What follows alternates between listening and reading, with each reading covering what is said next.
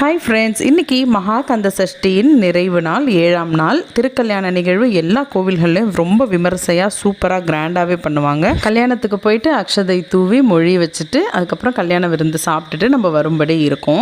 நான் இன்றைக்கி கொஞ்சம் லேட்டாக தான் செம்மலை வேல்முருகன் கோவிலுக்கு நாங்கள் போயிருந்தோம். நம்ம லட்ச அர்ச்சனைக்காக டோக்கன் போட்டு வச்சுருந்தோம். அதையும் வாங்கிக்கிட்டு அப்படியே ஐயனையும் தரிசனம் செய்துட்டு அவரை திருமண கோலத்தில் கண்டிப்பாக பார்க்கணும். அதனாலேயே நான் கிளம்பி போயிருந்தோம் எல்லாருமே. அது மலை கோயில் அப்படின்றது நிறைய பேருக்கு தெரியும். அடிவாரத்தில் இந்த மாதிரி வேலோட ஒரு தோரண வாயில் இருக்கும். அங்கேயே நம்ம கற்பூரம் ஏற்றி நம்மளுடைய நடைப்பயணத்தை தொடங்கணும். மலை ஏறி நம்ம வரும்பொழுது அங்கேருந்து ஐயனை பார்க்கும்பொழுது அவ்வளோ சந்தோஷமாக இருக்கும், மனநிறைவாக. 230 படிகளை ஏறி கடந்து நம்ம போய் ஒரே தாகமாக போயிடுச்சு. தண்ணியெல்லாம் குடிச்சு முடிச்சுட்டு நாங்கள் போயிட்டு அங்கே ஐயனை தரிசனம் செய்யும்போது பசி தாகம் எல்லாமே போயிடுச்சு. அந்தளவுக்கு ஒரு சூப்பரான ஃபீலுங்க. நாங்கள் போகும்பொழுது திருமணமெல்லாம் நடைபெற்று முடிஞ்சு தான் இருந்துச்சு. அதுக்கப்புறம் தான் நாங்கள் போயிருந்தோம். அங்கே நிறைய லேடிஸ் வரிசை வச்சுட்டு அந்த தட்டுகளெல்லாம் அடுக்கி வச்சுக்கிட்டு இருந்தாங்க. இன்ஃபேக்ட் அன்னதான பிரசாதமே முடிஞ்சிருச்சு. நான் கொஞ்சம் கஷ்டமாக தான் இருந்தது. என்ன முருகா, நான் இன்றைக்கி உன் கல்யாண சாப்பாடு சாப்பிட்லான்னு நினச்சேன், இப்படி பண்ணிட்டே அப்படின்னு நினச்சிக்கிட்டே தான் இங்கே நான் சாமி கும்பிட்டேன். சாமியெல்லாம் கும்பிட்டு முடிச்சுட்டு அதுக்கப்புறம் கொடிமரத்துக்கிட்ட விழுந்து கும்பிட்டு முடிச்சதுக்கப்புறமா ஒரு சுமங்கலி செட் என் கைக்கு வந்தது. அது ரொம்ப ரொம்ப சந்தோஷமாக இருந்தது மனசுக்கு. அதெல்லாம் முடிச்சுட்டு சரிப்பா, நம்மளுக்கு ஃபுட்டு இல்லைன்னு ஆகிப்போச்சு, நம்ம போயிட்டு டீ கடை இருக்குது வெளியில், ஒரு டீ வேணா குடிச்சிட்டு வரலாம் அப்படின்னு போகும்பொழுது முருகர் யாரோ ஒருத்தவங்களை எனக்காகவே இந்த சாப்பாடை எடுத்து வைன்னு சொன்ன மாதிரி ஒரு அற்புதம் நடந்தது. அவங்க தானாக என் கையில் இந்த தட்டை கொடுத்து சாப்பிடுங்கன்னு சொன்னாங்க. நீங்களே பாருங்கள்.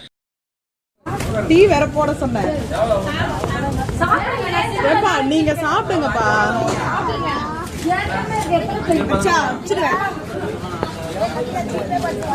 ஃப்ரெண்ட்ஸ், இங்கே பாருங்க, கோயிலுக்கு வந்தோமா, அன்னதானம் ஃபுல்லாக காலி.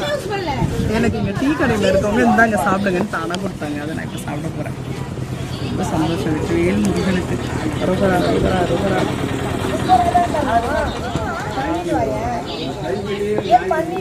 பசியோடு வந்த எனக்கு எப்படி சாப்பாடு கொடுத்தாரு பார்த்தீங்களா? அவருடைய திருக்கல்யாண சாப்பாடு சாப்பிட்ட மனநிறைவோடு இந்த சஷ்டி விழா அவ்வளோ சந்தோஷம் எனக்கு கொடுத்துருக்கு.